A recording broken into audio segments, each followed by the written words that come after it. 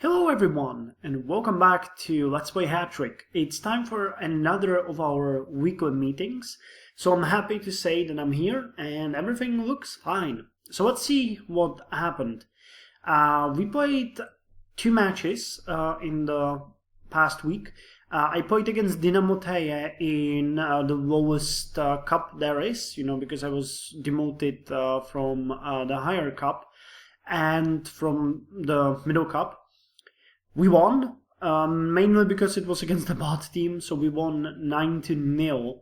It was actually a pretty decent slaughter, and we even gained 500,000 from it. There was only 4,330 people that came to the bot's stadium, so he gained around 1.5 million, I guess, and we got 500,000 from that. I think it's divided that 2/3 go to the host team and 1/4 goes to the team that is, organizing it. Anyway, though, we played the match and we won, which means that we have gotten another chance, this time against FK Rakovník. Rakovník is a small city quite far from Prague, and this time I don't think we have a chance. They're not that high up, they're in the 5th division, we're in the 6th. But they're just gonna slaughter us. There is no way we can match them. I'm gonna resign this match, just put it on the training B team, because there isn't really much we can do with it. But I'm gonna enjoy it, and it's on our own stadium, which is nice. So we made it so far, that's good. So after this week, you guys can send me invites for the friendlies. We also played against Mechelen Kapradi, which is a bot team. We won 7-0, which is good. And next week we play against Muglinov, which is probably our strongest opponent in our league. The thing is, even Muglinov is much weaker than we are at this point. When we look at, I think it's the team information. Yeah, you can see that our team consists of 18 players, they're of 21, but our TSI is 150,000 nearly, and there are 70,500. So we are really, really much stronger. I think there is also an average for players. No. Well, anyway, our players are slightly older than his. Oh, here it is. Our average TSI is 8,316 and his 3,362. So we outnumber him, and there shouldn't be any problem at all with playing against them. The thing is, though, that Muglinov could rape me if they wanted. As one of my friends and ex-mentor pointed out, when you look in their transfer history, they have a difference of about 2.2 billion Czech crowns in income. So he's currently sitting on so much money that he could basically buy the best players in the world and just set them against me. But that's not his strategy. He's training. He's accumulating money, and then he's gonna start climbing. I just hope he won't start climbing this season. I wouldn't like that. I really wouldn't, because he's at the same level as I am. So if I beat him, then I pretty much am set to win the season. But we'll see. You always have to see. We'll see. Let's not complicate it. Anyway, with that said, we did a couple of changes to our team. It was kind of interesting to see. Let's look at the transfer story so I can show you what happened. I found a player, I'm not entirely sure if I spoke about this last time, 6th of March. Okay, so that was on Sunday. So I probably haven't spoken about it. I think I just showed him. I bought Filip Červanec. I bought him for yeah, I remember now, I spoke about that. Yeah, but I wasn't sure if I'm gonna buy him or not. I actually did go ahead and buy him. It was kind of an investment. I spent 53.2 million on him in Czech crowns, which is about 1.5 million euros in the game currency. and that was kind of expensive, one of the most expensive purchases I ever did. But he's gonna be a very, very, very strong player eventually, because he's very young, he has excellent defending, excellent winger, and just the playmaking is gonna go up. He's been already put into the B team and started training. He played on the 9th of March. Not a good result, but you know, his playmaking is gonna go up. Now that, however, led to the fact that I needed to get rid of one of my players, because I didn't have anywhere to put this new player if I haven't sell anyone. And so I analyzed my team and decided that the best person to sell would be Hieronym Kobielus, because he just leveled.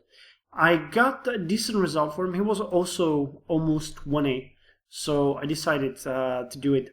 He played already, yesterday for the team Stagia 1912. I don't know what team it is. They're fairly low, it seems, Stagia. Interesting. So they bought him for about 57.4 million. So it became even, you know.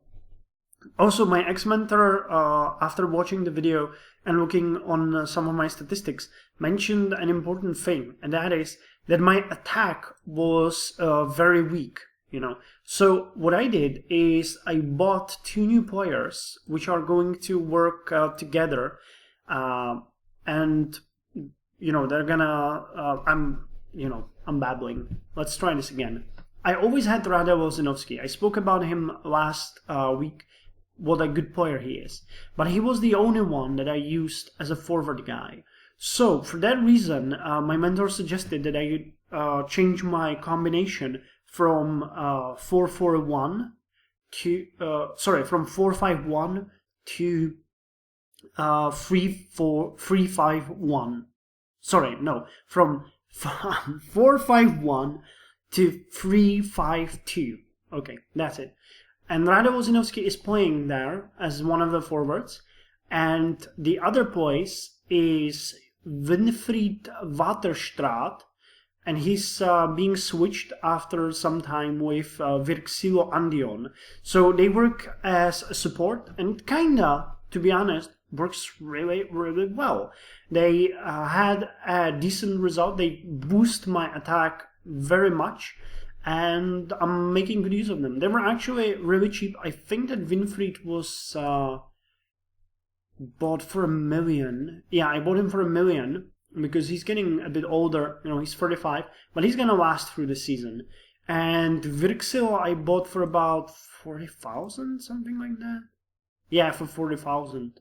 So that was pretty, you know, well bought player. So they're just working as a support now for me. Here is the match I played with them. Yeah, here you can see there's Waterstraat, and here's Wolzinovski, and they switch in the 17th minute with Virxilo Andion, you know. And on the other match, it will work the other way. Virxilo Andion will be playing for 70 minutes, and Winfried Waterstraat will come in after 30 minutes. Same as I switch the goalies, and as I switch, that's also a new thing. I now switch defenders because I have 3 of them. So in one match, 2 of them will play. In another match, 2 other will play. So yeah, it works kind of nice. I like it. You know, it is a good system. So anyway, that's the changes to the team. Finances are still sitting very high. I have about 160 million. We'll get a bit more. I think the next week's match are both played on my stadium. Yes, so Muguinov will come and meet me on my stadium. I'm expecting a full stadium, so we could get 7 to 8 million for this match, and about 1 million for the other one. So we'll go to somewhere around 167 million, maybe. We'll see. Fans are growing. Everything is fine in that department. They're dancing in the streets. I want them slightly higher. I think, yeah, they could send me love poems. I hope that after I play with the Muguinov match, with the Muguinov team in the next week's match, they could go up, but we'll see. I'm kind of happy though that my sponsors are really happy too, because they've been giving me a considerable amount of money, and it goes up and up all the time. So that's good. I need to keep them as happy as I can. Well, that's pretty much all there is to it. Now let's move on to the youth team. We scouted a player. It was basically an emergency scout because Filip Hora found someone who was 17.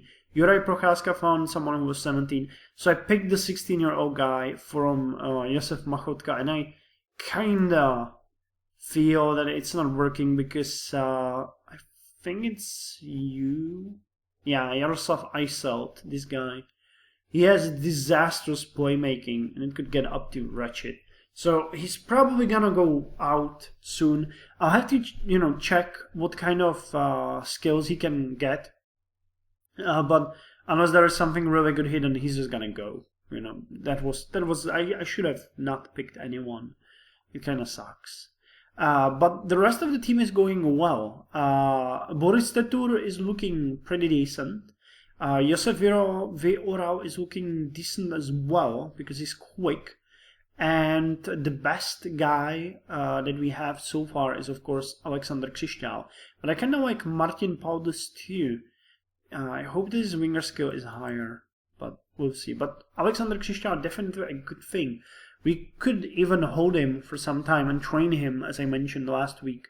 Unfortunately, we haven't learned anything new about him in this week, so yeah. Dalibor Durec, unfortunately, still cannot be promoted. He will be almost 18 when I can promote him, so that really sucks. He's probably gonna go. There really isn't much that I can say about it. Yeah, that's pretty much all there is to it. I'm actually thinking that I might hire one more. Actually, I can't. For some reason, I can't hire a different scout now. Huh, interesting. Maybe you can have maximum free. I'll have to check that out. But one thing I wanted to mention before we go is that one of you, my subscribers, wrote me a message that you're selling, or that he is selling, a very good player. It's a 21-year-old striker with a world-class scoring, passing of formidable, and set pieces of formidable. Now for me, this guy would be ideal next season when I'm gonna have to build my long-term strategy. But for now, as I have pretty much everything set for this season, I don't want to buy him. But I thought, hey, I can feature your players in my actual videos. So if you're selling someone, sell him during, for example, Saturday, Sunday, so I can feature him and upload the video, and maybe you will get some people from my subscribers who will buy him. So this guy is pretty awesome. I think he's good. He has a forward of 7.4, and I think he has a lot of potential. He could get much higher passing, or even scoring, if that is your thing that you're training. And you can see that the results are pretty awesome. So yeah, I actually will be looking for a couple of wingers next season, because I'm trying to figure out, if I get promoted, how am I going to make it so that I don't get demoted. So I think that my inner midfield is great. I will probably need new wingers, and I will probably need new strikers and a goalie, most likely. But we'll see about that. I'm in the hands of my ex-mentor, who really knows his stuff, so I'll discuss this with him a couple more times. But I'm more and more decided to not sell Mika Ture and not to sell Jarny Vukan. Instead, I might just put them in the back as a wing back, because that's their best skill. For him it is, and for Mika Ture, yes, defensive wing back, and they're not at all. And I think that they could work well there. Their playmaking may still go up during this season, or during the next one, or somewhere. So they will still learn. And from what I can see, they could be here all the way up to 30 years. I don't think that selling them is a good bargain because I would have to buy someone else. And, you know, we bought him for 10 million. If we try to sell him now, we would get about the same price. So I don't think that's a good thing to do. And for Jerne Vukan, who is a bit more of a winger, I think that it's the same. We bought him for 6.4 million. And when we try to sell him, yeah, that's not worth it. So I'll keep these guys in the back, and I'll need new wingers, and I'll need new strikers. Which kind of leads me to the idea that I should save as much money because once I get up, I will need a good A team that will work in the season against other players. How much of a purchase that will be remains to be seen. But you know, it's good to see a future strategy of yours and have an idea what you're doing. Also, Rade Wozinovski is definitely going to be my next coach because he's making it pretty easy. He has very good experience and a good leadership, so that's going to be necessary in the next season. I'll see if Önder Sayili will be gone by then. In wretched form, he has wretched leadership, so I think I'm gonna sell him. I think I'm gonna fire him once I'm done with this season. Because this is gonna go down, and I will need all the mood I can get. So Rade, you're gonna take over, and I can keep you for a long time, hopefully. So I hope you guys enjoyed this video. I'm gonna go now and eat something. Oh, I got an invitation to tournament. Wednesday Football Cup. Who sent it to me? Gert Axel. Interesting. I actually don't know who this guy is. If you're watching this, let me know that it's you. I might go and join this one. We'll see. We'll see. So anyway, I hope you guys enjoyed. Join me next time for some more Hattrick and drop me a message about how you're doing. I'm actually watching you guys here. I should add more teams, but these are the ones that I feel closest to. And if you guys have something to sell, something to show, just drop me a message. Ideally on Hattrick, because that's where I will not miss it. So you guys take care and see you next week.